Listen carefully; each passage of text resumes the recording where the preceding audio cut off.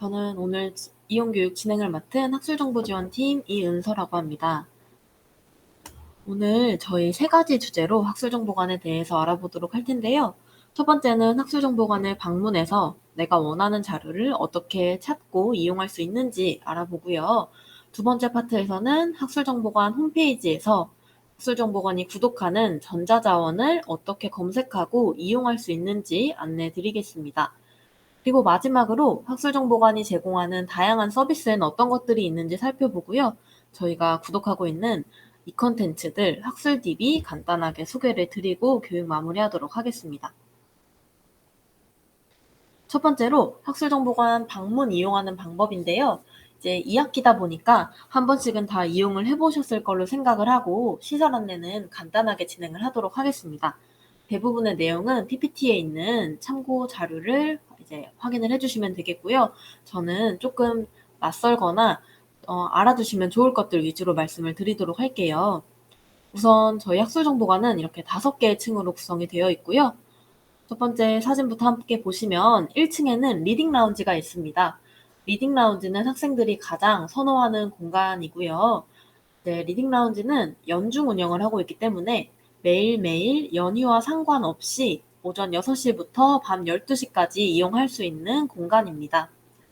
그리고 2층엔 디지털 정보실이 있고요. 디지털 정보실에서는 이곳에 마련되어 있는 PC를 이용하거나 개인 노트북을 지참해서 이용하실 수 있는 공간입니다. 2층 디지털 정보실에는 CD나 DVD 등의 비도서 자료를 소장하고 있기 때문에 여기서 이제 이용을 하실 수도 있고 대출해서 빌려가실 수도 있습니다. 3층에 있는 제1자료실은요. 1925 000부터 600번대에 해당하는 도서를 소장하고 있는 자료실입니다. 그리고 과제도서라는 코너를 운영하고 있는데요. 과제도서는 뒤에서 조금 더 자세히 말씀을 드리도록 할게요. 그리고 4층에는 참고정관실이 있는데 참고정관실에서는 정기간행물, 예를 들면 일반 교양 잡지나 학술 잡지 등을 정기간행물이라고 하고요. 이제 사전이나 편람 같은 도서들을 참고도서라고 부르는데요. 요런 이제 일반 단행본이 아닌 자료들을 소장하고 있는 공간입니다. 그리고 이제 국회도서관에서 대학과 협약을 맺어서 제공하는 논문들이 있는데 해당 논문을 열람할 수 있는 PC를 운영하고 있습니다. 그리고 4층에는 열람실 2개를 운영하고 있는데요. 4층에 있는 열람실 2개는 리딩 라운지와 마찬가지로 학생들이 가장 많이 사용하는 공간 중에 하나입니다. 첫 번째 열람실은 이제 50석 정도의 규모로 운영이 되고 있는 비교적 소규모 열람실이고요. 두 번째 열람실은 약 200석 정도의 규모로 대규모 열람실을 의미합니다. 이어서 진행을 계속하도록 할게요. 네, 열람실은 이제 리딩 라운지와 마찬가지로 연중 운영을 하고 있기 때문에 매일매일 이용이 가능하시고요. 오전 6시부터 밤 11시까지 이용 가능한 공간입니다. 그리고 5층에는 제2자료실이 있는데요. 제2자료실은 1925 700번부터 900번에 해당하는 이제 일반 도서들을 소장하고 있는 공간이고요. 분관대출이라는 시스템을 운영하고 있어요. 분관대출은 서울 캠퍼스와 천안 캠퍼스 도서관이 서로에게 없는 책을 빌려서 이용자들에게 제공을 해드리는 시스템인데요. 어떻게 신청할 수 있는지는 뒤에서 한번 말씀을 드리도록 할게요. 그리고 이제 자료실 말고 이제 그룹 스터디를 하거나 토론을 할 수 있는 공간이 필요하신 분들을 위해서 저희가 그룹 스터디룸과 CLP라는 공간을 운영하고 있습니다. 그룹 스터디룸은 학술정보관 3층과 5층에 위치하고 있고요. 이제 CLP는 경영경제대학관 1층에 있는 공간인데요. 경영경제대학관이 어디인지 모르시는 분들이 있어서 한번 말씀을 드리면 우리 미래백년관 갈 때 에스컬레이터를 타고 가시잖아요. 그 에스컬레이터 시작하는 지점에 우측을 보시면 CLP 공간이 있고 이제 1층으로 입장하면 바로 CLP로 연결이 됩니다. 해당 공간도 이제 해당 공간인 CLP와 그룹 스터디룸 모두 좌석 배정을 받고 이용을 해주셔야 하는 공간입니다. 그리고 이제 4층에는 내부 휴게 공간이 하나 있고요. 5층과 옥상에는 자하마루라는 테라스와 옥상 정원이 구비가 되어 있습니다. 옥상에서 보시면 이렇게 예쁜 하늘을 보실 수 있기 때문에 한 번씩 옥상에 올라가 보시는 것을 추천을 드리고 있습니다. 이어서 많이들 궁금해하시는 학술정보관 운영 시간인데요. 학기 중과 방학 중으로 나누어서 운영을 하고 있습니다. 이제 가장 큰 차이점은요. 학기 중에는 자료실 운영 시간이 오전 9시부터 밤 9시까지, 그렇지만 방학 중에는 이제 자료실 운영 시간이 5시 반까지, 오후 5시 반까지로 축소가 됩니다. 그리고 시설은 이제 크게 변동 사항이 없고요. 그룹 스터디룸만 자료실 이용 시간에 따라가기 때문에 학기 중에는 오후 9시까지, 그리고 방학 중에는 오후 5시 반까지 이용 가능하다는 점을 알아주시면 되겠습니다. 그리고 이어서 이용하실 수 있는 자료를 좀 안내를 해드릴게요. 학술정보관이 소장하고 있는 자료는 크게 일반 도서인 일반 자료, 참고 자료, 정기간행물, 디지털 자료로 구분을 할 수가 있고요. 해당 자료들은 학부 재학생, 대학원생, 재학생, 수료생의 경우는 7권의 책을 일주일 동안 대출할 수 있습니다. 그리고 별개로 과제 도서는 3권씩 7일 동안 대출할 수 있고요.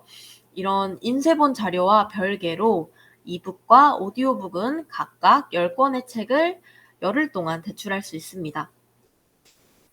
대출을 하고 나서 기간 연장이 필요하신 경우는 대출 기간 연장을 하실 수가 있는데요. 연장은 한 번 할 때마다 7일씩 연장하실 수가 있고요. 총 7회 연장이 가능하기 때문에 이제 과제 도서나 예약 자료 뒤에 누군가가 예약을 한 자료가 아니라면 이제 추가로 49일을 더 대출해서 보실 수 있습니다. 그러면 이제 지금까지 앞에서 한 번씩 말씀드렸던 내용들을 쭉 적어봤고요. 여기서 제가 한 가지씩 말씀드릴 부분만 좀 짚고 넘어가도록 할게요. 우선 첫 번째로 그룹 스터디룸과 CLP는 이제 말씀드린 위치에 이제 있고요. 보시면 상명대학교 학술정보관 어플에서 예약을 하고 사용을 해주셔야 하는 공간입니다. 그리고 두 번째로 이제 우리 학교는 서울 동북부 사립대학도서관 협의회에 소속이 되어 있는 도서관입니다.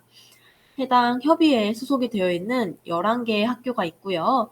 이제 이 11개의 학교끼리 협약을 맺었어요. 그래서 우리 회원교 이용자들끼리는 시설 이용과 자료 열람, 대출을 조금 자유롭게 할 수 있도록 하자라는 협약을 맺어서 이제 이용 중이었고요.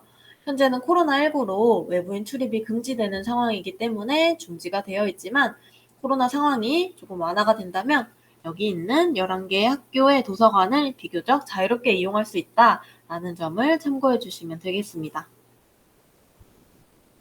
그리고 일반 열람실을 이용하실 때도요. 열람실 앞에 있는 키오스크에서 좌석 배정을 받고 이용을 해주시면 되고요. 이제 모바일 학생증이나 이제 카드형 학생증으로 이제 바코드 인식해서 배정을 받고 이용을 하시면 됩니다. 혹은 키오스크가 이용이 어렵다 하시는 분들은 상명대학교 학술정보관 어플에서 좌석 배정을 받고 이용을 해주시면 되고요. 이제 과제도서 앞에서 잠깐 말씀을 드렸었는데 과제도서는 이제 강의계획서, 이제 강의마다 있는 강의계획서에 참고도서가 기재가 되어 있잖아요. 해당 참고도서들을 모두 모아서 이 과제도서라는 이름을 붙여서 한 곳에 모아두었습니다. 그 장소가 학술정보관 3층 제1자료실이고요. 제1자료실 입장하시면 우측에 과제도서 코너가 쭉 나열이 되어 있습니다. 해당 도서들은 이제 과제나 수업에 필요한 자료들이기 때문에 많은 학생들이 이용할 수 있게끔 하기 위해서 대출 기간이 일주일이고 연장은 어렵다는 점을 참고해 주시면 되겠습니다. 네, 지금까지 저희 학술정보관 각 층에 어떤 자료들을 소장하고 있는지 그리고 시설 관련된 소개를 간단하게 드렸고요. 지금부터는 학술정보관 홈페이지에서 어떻게 내가 원하는 전자자원을 검색해서 이용할 수 있는지 한번 말씀을 드리도록 하겠습니다. 네, 저희 9월 초에 홈페이지가 개편이 됐기 때문에 제가 개편된 홈페이지에서 직접 시연을 하면서 보여드리도록 할 텐데요. 이제 자료에 있는 홈페이지 화면들은 이제 9버전 홈페이지이기 때문에 참고만 해주시면 되고 저희가 디자인이 바뀌긴 했는데 안에 이제 자료에 있는 내용들이 크게 변한 건 없기 때문에 이제 내용을 이해하시는 데는 크게 문제가 없으실 거예요. 다만 디자인이 조금 바뀌었다는 점을 참고를 해주시면 되고요. 지금 제가 이제 홈페이지에서 직접 시연을 하면서 보여드릴 건데 노트북이나 태블릿으로 접속이 가능한 학생들은 같이 해보셔도 좋을 것 같습니다. 우선 첫 번째로 학술정보관 홈페이지 메인 화면이고요. 저희 홈페이지 보시면 검색창 2개가 있습니다. 이 검색창 2개는 각각 검색할 수 있는 자료가 다른데요. 첫 번째 있는 소장자료 검색에서는 학술정보관이 소장하고 있는 인쇄본, 단행본, 정기간행물, 참고자료 검색 가능하시고요. 그리고 국내 이북 자료까지 소장자료 검색에서 검색을 할 수 있습니다. 제가 하나를 검색을 해보도록 할게요. 코로나19라는 단어로 검색을 해보면요. 네, 57건의 코로나19 관련 도서가 검색된 걸 확인하실 수가 있어요. 이제 보시면 저희는 서울 캠퍼스이기 때문에 기본값이 서울로 설정이 되어 있고요. 천안 캠퍼스 자료를 검색하고 싶다 하시는 경우는 캠퍼스 구분을 천안으로 놓고 검색을 하시면 됩니다. 우선 지금 검색된 자료는 서울 캠퍼스에서 소장하고 있는 자료들이 쭉 나오고요.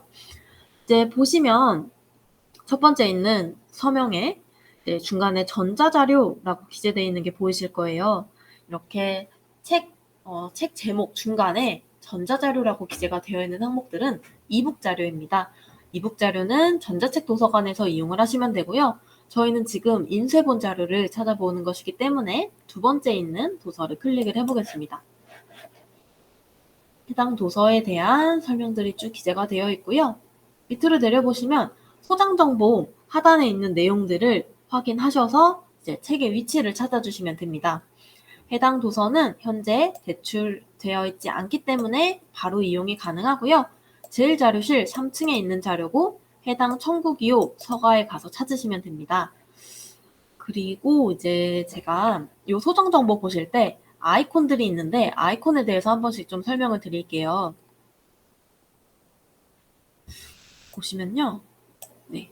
이렇게 아이콘이 여러 개가 있는데 첫 번째 예약 아이콘부터 설명을 드리자면 예약은 이제 대출 가능 여부에 대출 중인 상태에서 활성화가 되는 아이콘입니다. 현재는 이용 가능한 책이기 때문에 예약을 하실 수가 없고요. 이제 해당 도서가 대출 중일 때는 예약 아이콘이 활성화가 되고 클릭해서 신청을 해주시면 됩니다. 그리고 이제 세 번째 있는 보존서고 대출 신청은요. 소장처가 자료실이 아닌 경우에 활성화가 되는 아이콘입니다. 이제 학술정보관 자료가 모두 자료실에 있지는 않기 때문에 보존서고나 관외에 있는 서고에 있는 자료들도 있습니다. 해당 자료들은 이제 보존서고 신청 아이콘을 통해서 신청을 넣어주시면 저희가 해당 서고에 가서 찾아와서 이용하실 수 있게끔 문자로 안내를 드리고 있습니다. 그리고 세 번째 나의 폴더는 조금 이따가 보여드릴 거고요. 이제 마지막 분간도서 신청은요. 저희 방금 제가 서울 캠퍼스를 기준으로 해당 도서를 검색했다고 말씀을 드렸죠. 이 캠퍼스 구분을 천안으로 했을 때 천안에 우리 도서관엔 없고 천안 캠퍼스 도서관에 있는 책 중에 내가 보고 싶은 책이 있다 하시는 경우는 이 분간도서 신청 아이콘이 활성화가 되어 있을 거예요. 천안 캠퍼스 자료 중에서 분간도서 신청 아이콘이 있는 경우에 선택을 해서 신청을 해주시면 천안 캠퍼스에서 책을 대출해와서 제공을 해드리고 있습니다.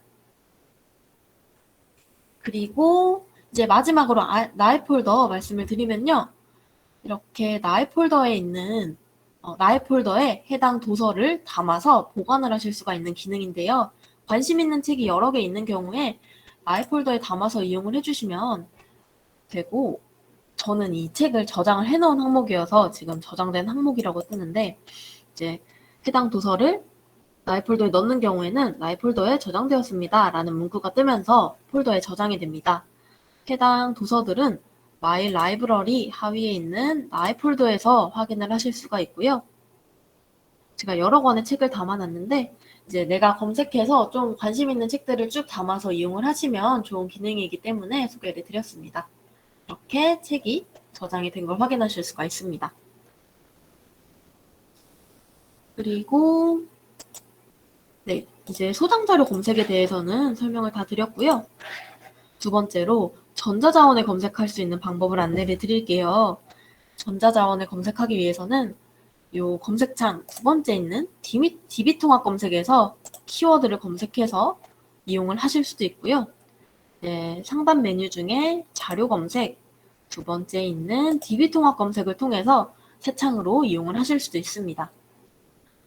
DB통합 검색, 검색 엔진에서 저는 두 가지를 말씀을 드릴 건데요. 첫 번째는 Publication A to G, 그리고 하나는 상세 검색 등의 키워드를 통해서 검색할 수 있는 방법입니다. 우선 Publication A to G부터 한번 볼 텐데요. 네, 말씀을 드리기 전에 한 가지를 먼저 짚고 넘어가면 우리가 논문을 검색한다고 할 때 개별 논문이나 아티클 하나하나에 개별 논문들이 여러 개가 모여서 하나의 간행물, 학술지, 저널을 구성을 하게 되고요. 이렇게 여러 개의 저널이 모여서 하나의 학술 DB를 구성하게 됩니다. 그래서 저희 지금 클릭한 Publication A to G에서는 보시면 간행물명으로 찾아보기라는 메뉴가 있죠. 이곳에서는 이 검색창에서 개별 논문의 명칭으로는 검색을 하실 수가 없어요. 이제 논문이 여러 개 수록이 되어 있는 하나의 저널의 명칭으로 검색이 가능한 메뉴라고 생각을 해주시면 되고요. 그래서 첫 번째로 이제 간행물명으로 찾아보기. 그래서 내가 특정 저널의 명칭을 알고 있는 경우는 여기에 저널 명칭을 그대로 입력해서 검색을 해주셔도 되고요. 해당 알파벳이나 뭐 가나다 순으로 한번 좀 폭넓게 보고 싶다 하시는 경우는 이렇게 해당 알파벳 한글을 클릭해서 이용을 해주시면 됩니다. 제가 지금 마를 눌렀고요. 마에 해당하는 저널들 명칭이 쭉 출력이 되었는데요. 여기서 저는 마이너리티 연구라는 저널에 실린 논문들을 보고 싶다 하시는 경우에 해당 저널 명칭 하위에 있는 전문 제공 DB 패키지 하위에 스콜라 버튼을 눌러주시면 됩니다. 저희는 이제 스콜라라는 학술 DB에 수록이 되어 있는 저널로 이동을 하게 되고요. 해당 저널 하위에 수록이 되어 있는 개별 논문들을 원문 보기 혹은 저장해서 이용하실 수가 있습니다. 그런데 이제 특정 저널명보다는 조금 더 넓은 범위로 보고 싶다 하시는 분들은 두 번째 있는 주제 분야로 찾아보기 메뉴를 확인을 해주시면 되는데요. 한번 보도록 하겠습니다. 제가 만약에 응용과학 분야에 어떤 저널들이 있는지 그리고 해당 저널에는 어떤 논문들이 수록이 되어 있는지 보고 싶다 하는 경우에 주제 분야를 클릭을 해주시고요. 해당 주제 분야에 수록되어 있는 여러 개의 저널들 중 원하는 저널을 선택을 해주시면 됩니다. 예를 들어 제가 이 저널을 한번 본다고 하면요. 저널을 볼 수 있는 전문 DB 패키지인 사이언스 다이렉트를 한번 클릭을 해볼게요. 사이언스 다이렉트 DB를 통해서 해당 저널을 확인하실 수가 있고요. 해당 저널 하위에 어떤 논문들이 수록이 되어 있는지 이제 아티클 이슈에서 가장 최근호를 통해서 이용을 해주시면 되고요. 다운로드 PDF를 통해서 원문을 이용하실 수가 있습니다. 지금 제가 소개드린 두 가지 방법은 Publication A to G에서 특정 저널명으로 보거나 특정 주제 분야 하위에 있는 저널, 논문은 어떤 것들이 있는지 조금 포괄적으로 보는 방법이었다면 지금은 이제 특정 키워드를 검색해서 논문을 검색하는 방법을 소개를 드릴 거예요. 첫 번째 있는 중앙에 있는 검색창에서 키워드를 검색해서 이용을 하실 수도 있지만 저는 가급적 상세 검색이라는 메뉴를 조금 더 추천을 드립니다. 왜냐하면 상세 검색을 통해서 검색을 할 때는 이제 검색식을 여러 개로 조합해서 검색을 할 수 있기 때문에 비교적 정교한 검색이 가능합니다. 어떤 식으로 검색을 할 수 있는지 한번 예시를 통해서 보여드리도록 할게요. 예를 들어서 제가 코로나19라는 단어가 제목 필드에 반드시 등장하고 바이러스라는 단어가 주제어에 반드시 등장하게끔 검색을 조합해서 사용할 수가 있습니다.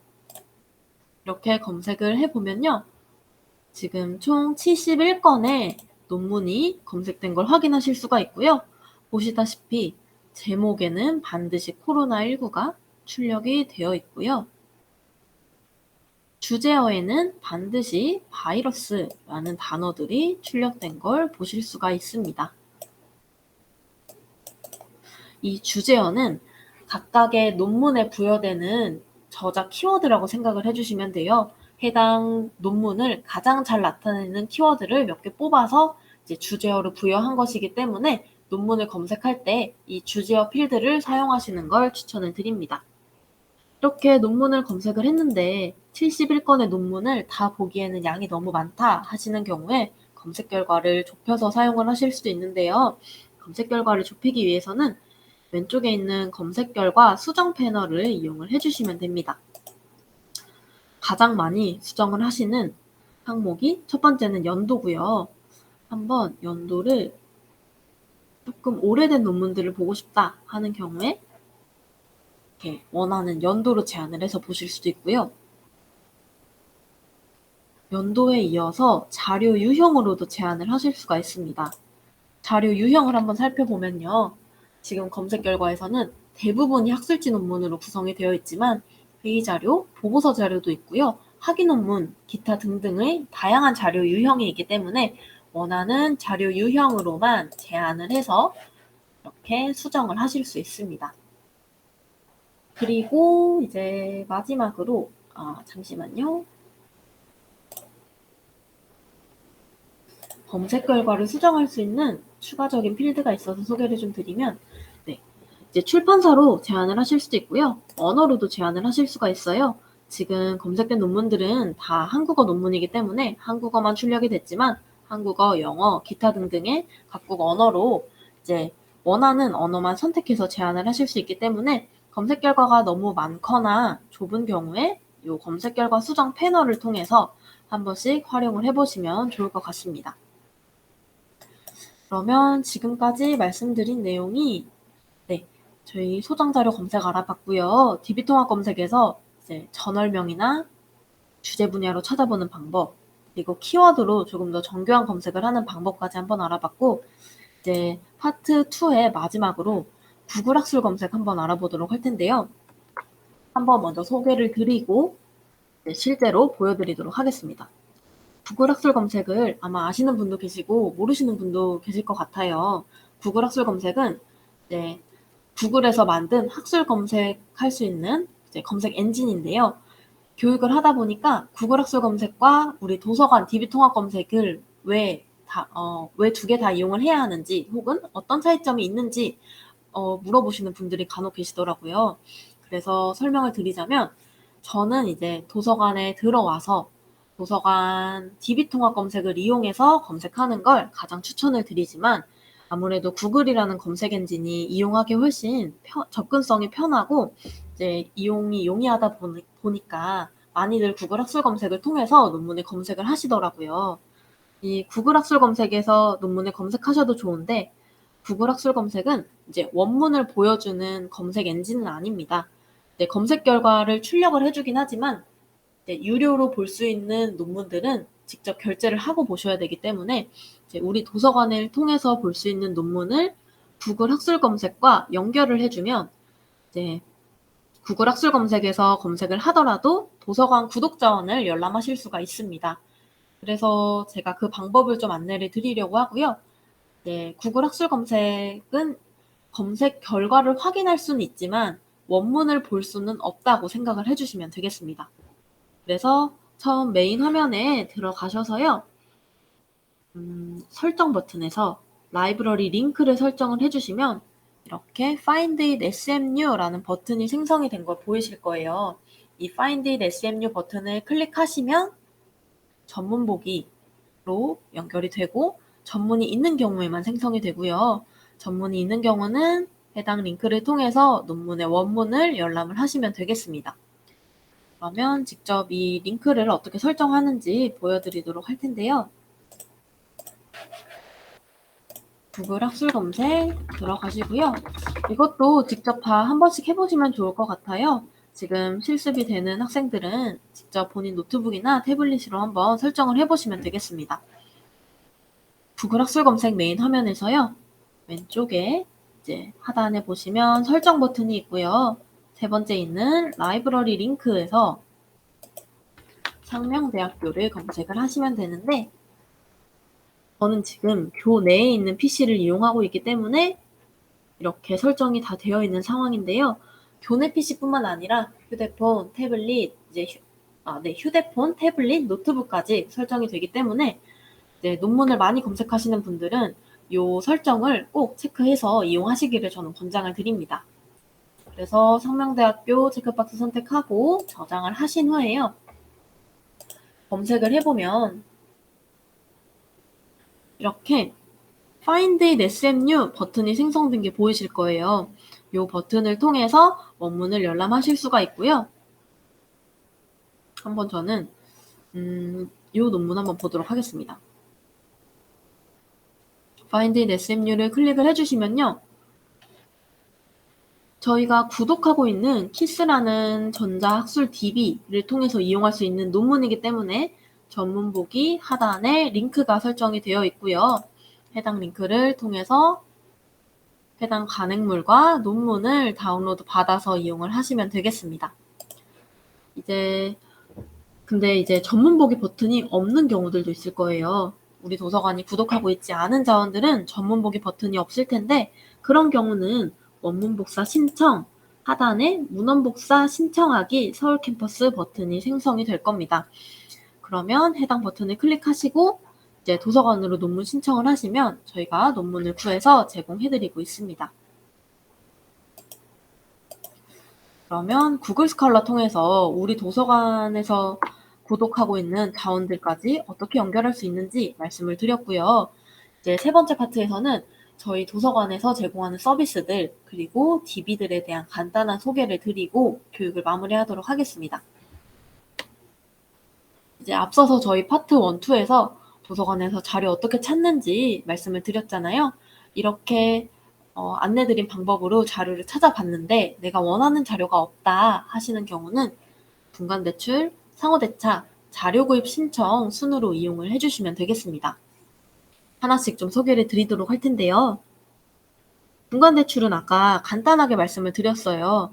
천안에 있는 자료를 신청해서 서울에서 받아보는 서비스이고요. 캠퍼스 구분 바꿔주시고 분간도서 신청 아이콘을 통해서 신청을 해주시면 되겠습니다.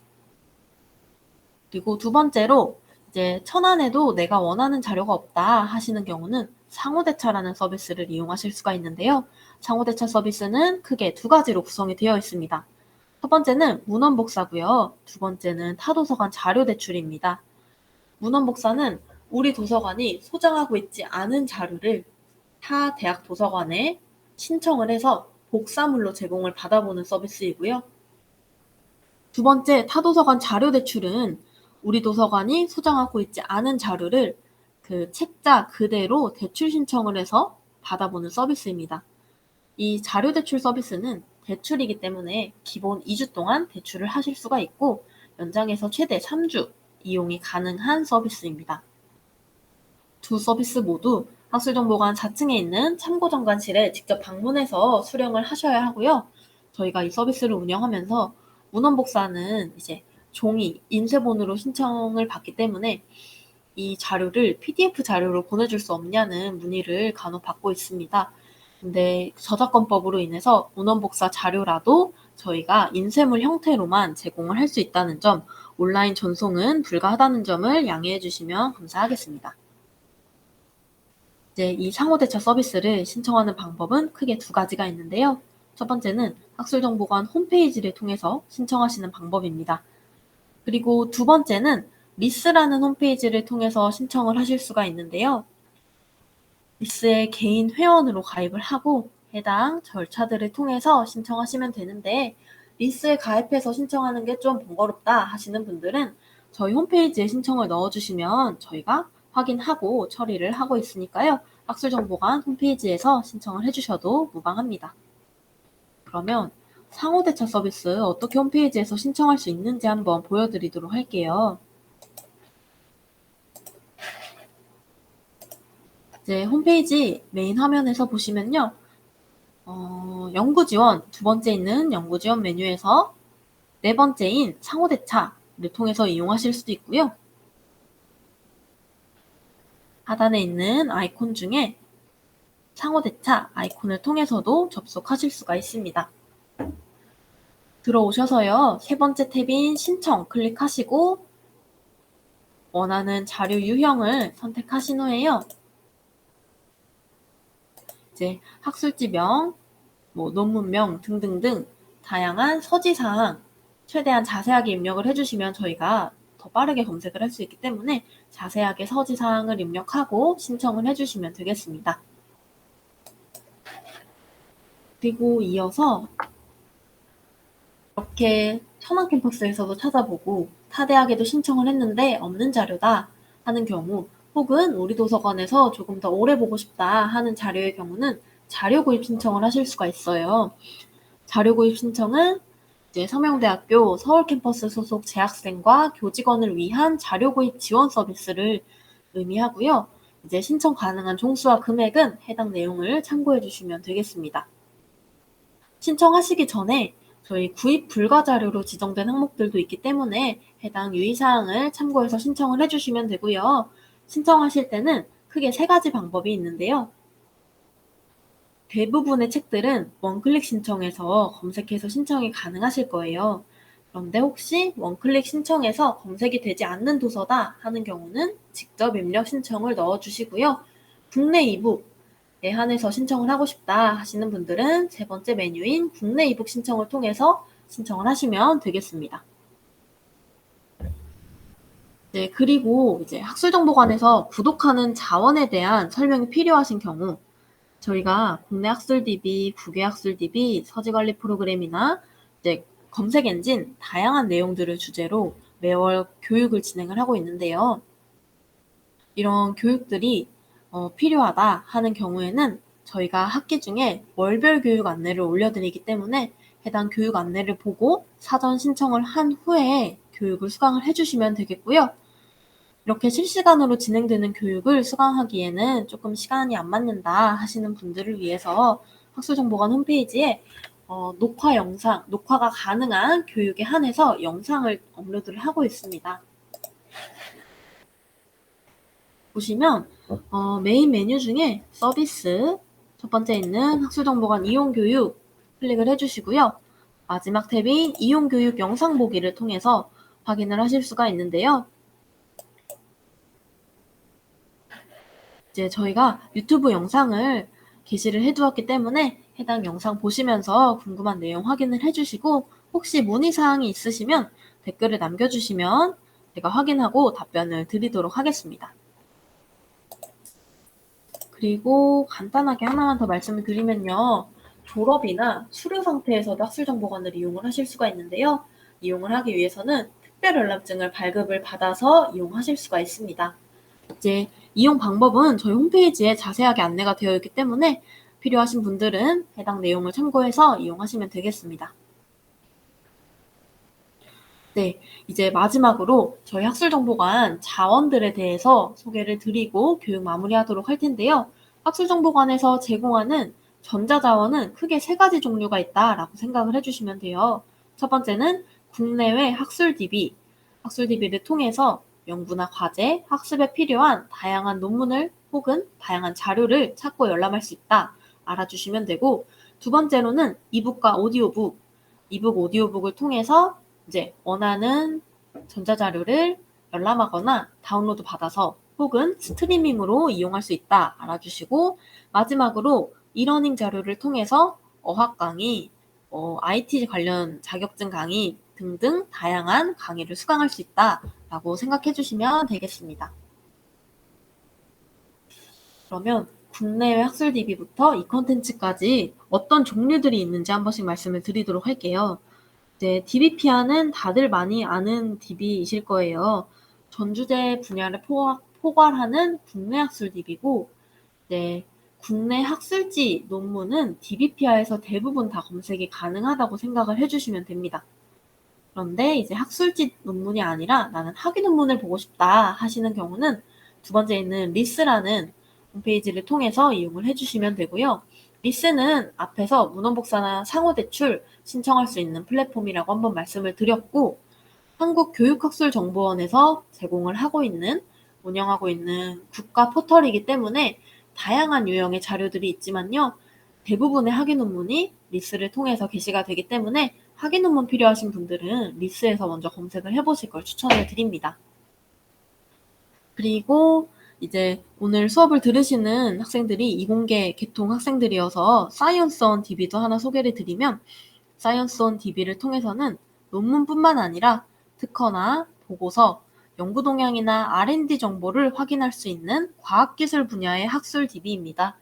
그래서 국내 과학기술 관련된 자료를 찾고 싶은 분들은 사이언스 온 DB를 이용해 보시면 좋을 것 같습니다. 이어서 이제 국외학술 DB에는 여러 종류들이 있는데요. 세 가지만 말씀을 드리자면, 첫 번째 있는 사이언스 다이렉트, 그리고 프로퀘스트 센트럴 통해서 국외의 논문들을 찾아보실 수가 있고요. 제가 많이 소개드리는 프레스 리더라는 학술 DB를 통해서는 여러 국가에서 발행되는 신문과 잡지 원문을 보실 수가 있어요. 그래서 이제 우리나라에서 발행되는 일간지도 5종 정도 수록이 되어 있고요. 매일매일 업데이트가 되기 때문에 종이신문을 대체해서 신문을 보고 싶다 하시는 분들은 프레스 리더를 추천을 드립니다. 그리고 JCR이라는 DB를 통해서 이제 세계적으로 저널에 부여되는 이제 인용 지표, 임팩트 팩터라는 지표가 있는데요. 해당 임팩트 팩터나 저널의 이제 SCI, SSCI, ANHCI, 저널 등재 여부를 확인하실 수 있는 DB입니다. 중국 자료가 필요하신 분들은 CNKI라는 DB를 통해서 이용을 하실 수 있고요. 일본 자료가 필요하신 분들은 NDL 서비스를 이용할 수 있는데, NDL 서비스는 사서만 접근이 가능한 시스템입니다. 그래서 제가 기재한 것처럼 원문이 필요하신 경우에 학술정보관 홈페이지에 아까 안내드린 방법대로 서지사항 입력해서 신청을 넣어주시면 제가 찾아서 제공을 해드리도록 하겠습니다. 그리고 이제 데이터 분석이나 설문지 제작, PPT를 만들 수 있는 툴들을 한번 소개를 드리도록 할게요. 시간 관계상 데이터 가이드는 조금 생략을 하고 큐티와 KSDC DB 위주로 한번 말씀을 드리도록 하겠습니다. 우선 제가 직접 보여드리면서 설명을 드릴게요. 학술정보관 홈페이지에서 자료 검색 메뉴에 세 번째 있는 학술 DB를 통해 들어오실 수 있고, 하단의 아이콘 중에 학술 DB 메뉴 아이콘을 통해서 접속을 할 수 있는데, 이제 학술 DB는 크게 두 가지로 구분이 됩니다. 첫 번째가 국내 학술 DB, 두 번째가 국외 학술 DB고요. 제가 지금 보여드릴 DB들은 국내 학술 DB이기 때문에 국내 DB에서 쭉 내려주시면 KSDC DB와 큐티가 있습니다. 제가 KSDC DB부터 한번 살펴보도록 할게요. KSDC DB는 이제 설문지를 직접 만들어서 배포하거나 완료된 설문을 가지고 통계 분석을 진행할 수 있는 DB고, 혹은 이미 정부나 공공기관에 의해서 수행이 된 공신력 있는 조사 자료를 확인하고 해당 조사의 이제 데이터들을 활용할 수 있는 DB라고 생각을 해주시면 되는데요. 우선 조사가 완료된 자료들을 어떻게 이용할 수 있는지부터 한번 살펴볼게요. 첫 번째 있는 Find Data 메뉴에서 조사 자료 한번 클릭을 해보도록 하겠습니다. 쭉 보시면 여러 조사들이 수행이 되어 있고요. 대부분의 조사들이 이런 문체부, 서울특별시에서 하는 조사들 등의 공신력 있는 조사이기 때문에 해당 자료들을 믿고 이용을 해주셔도 좋고, 저는 여기서 한번 국회의원 총선과 관련된 정치의식 조사를 보도록 할게요. 해당 조사를 수행한 표본 크기, 방법, 표지 오차 등등등 관련된 내용들이 쭉 기재가 되어 있고요. 해당 조사를 할 때 사용된 설문지 보실 수 있고, 설문을 한 답변인 코드북, 그리고 해당 자료를 분석하기 위한 SPSS 원자료, 엑셀 원자료까지 다운로드 받아서 이용을 할 수가 있습니다. 그런데 나는 이렇게 수행된 조사보다는 실제로 내가 조사를 해보고 싶다 하시는 분들은 온라인 서베이 메뉴를 이용하실 수 있는데요. 온라인 서베이는 과제에서도 많이들 사용하시기 때문에 한번 실제로 보여드리도록 하겠습니다.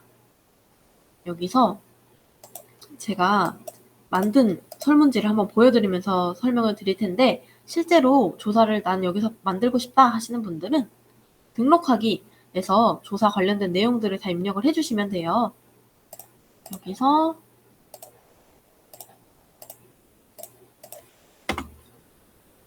보시면 제가 실제로 만든 설문지고요. 조사와 관련된 내용들 쭉 기재를 해두었습니다.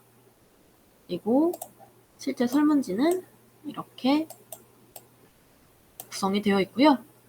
설문을 만들 때 단일 응답만 할 수 있는 문항으로 설정할 수도 있고, 복수 응답이 가능하게끔 설정을 하실 수도 있고요.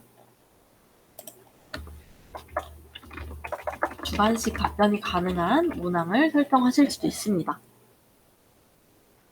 이렇게 만들어진 설문지는 URL과 QR코드가 자동으로 생성이 되기 때문에 해당 URL과 QR코드로 배포를 하시면 되고요. 이제 설문을 수행하는 중에 중간중간마다 이렇게 응답자 현황을 보실 수가 있어요. 지금 해당 조사는 290명의 응답자들이 응답을 했고요. 결과 분석을 한번 클릭을 해보면 쌓여있는 이 응답 현황을 가지고 이렇게 막대 그래프로 형성이 가능합니다. 그리고 수치들이 쫙 나와 있기 때문에 해당 수치를 이용해서 보고서를 작성하거나 원하는 문서에 활용을 해주시면 되고요. 각각의 막대 그래프는 이렇게 다운로드 받아서 이용을 하실 수도 있기 때문에 굉장히 과제를 할 때 유용하게 사용하실 수 있는 DB입니다. 그리고 이어서 퓨티도 한번 보도록 할게요. 퓨티는 PPT를 만들기 위한 구성 요소들을 실어놓은 플랫폼이라고 생각을 해주시면 되는데, 퓨티의 가장 큰 장점은 PPT 템플릿을 이제 그대로 이용을 하실 수 있다는 점입니다. 굉장히 템플릿의 완성도가 높기 때문에 이게 퓨티의 가장 큰 장점이고요. 하나를 클릭해서 보여드리도록 할게요. 만약에 e스포츠 사례조사라는 PPT를 이용하고 싶다 하시는 분들은 다운로드를 눌러서 해당 PPT의 구성 요소들을 처음부터 끝까지 템플릿이 어떻게 구성되어 있는지 확인을 하실 수가 있습니다. 그래서 쭉 보시고 이 템플릿을 이용하겠다 싶은 분들은 다운로드 해주시고요. 이제 다운로드 할 때 이 PPT를 만들 때 사용된 폰트까지 한 번에 다운로드를 같이 하실 수가 있습니다. 그리고 PPT 템플릿뿐만 아니라 PPT를 만드는 데 필요한 클립아트, 폰트도 각각 다운로드 받아서 이용을 하실 수 있기 때문에 과제를 하실 때 유용하게 사용할 수 있는 DB입니다. 그리고 이제 마지막으로 이 콘텐츠들 한 번씩 보여드리고 교육을 마치도록 할 텐데요. 이 콘텐츠는 이북, 오디오북, 이러닝 등의 자료들을 의미하고요. 제가 말씀드릴 내용들은 오디오북을 이제 들으실 수 있고요. 저희 웨이브원 서비스도 구독을 하고 있기 때문에 교내 IP 대역에 한해서 동시 접속 10명까지 이용 가능합니다. 그리고 원하는 강좌 유형에 따라서 패커스, 러닝365, 와이드 리서치 통계 분석 자료들 이용해서 강좌를 수강해 주시면 되겠습니다. 접속하는 방법을 어떻게 되냐면요. 이제 자료 검색 하단에 보시면 이 콘텐츠가 있고요. 홈페이지 메인 화면에 있는 아이콘, 이 콘텐츠 아이콘을 통해서도 접속할 수가 있습니다. 보시면 이북, 오디오북, 이러닝 순서로 탭이 구성이 되어 있고, 이북에는 총 7개의 타이틀 리스트가 있는데요. 대부분 원하시는 국내 이북 자료들은 첫 번째 있는 국내 전자책 도서관에서 커버한다고 생각을 해주시면 됩니다. 그리고 이제 오디오북에는 오디언 소리 통해서 이용을 하시면 되고요. 이러닝은 IT 관련 자격증 강의를 듣고 싶다 하실 때는 러닝365, 통계 분석 관련해서 강의를 수강하고 싶으실 때는 와이즈 리서치 통계 분석, 국가기술 자격증이나 NCS 공부할 때는 주경야독을 이용해 주시고, 영어나 중국어, 일본어 자격증이나 회화 관련 내용들을 수강하고 싶다 하시는 분들은 해커스 인강을 이용하시면 되겠습니다. 그러면 네, 오늘 제가 준비한 교육 내용은 여기까지고요. 제가 조금 빠르게 많은 내용을 전달해 드리다 보니까 조금 부족한 부분이 있거나 추가적으로 알고 싶은 부분이 있으실 거예요. 그런 분들은 이제 내선 번호나 아래 이메일로 연락을 주시면 답변을 드리도록 하겠습니다. 네, 오늘 교육 들으시느라 다들 수고 많으셨고요.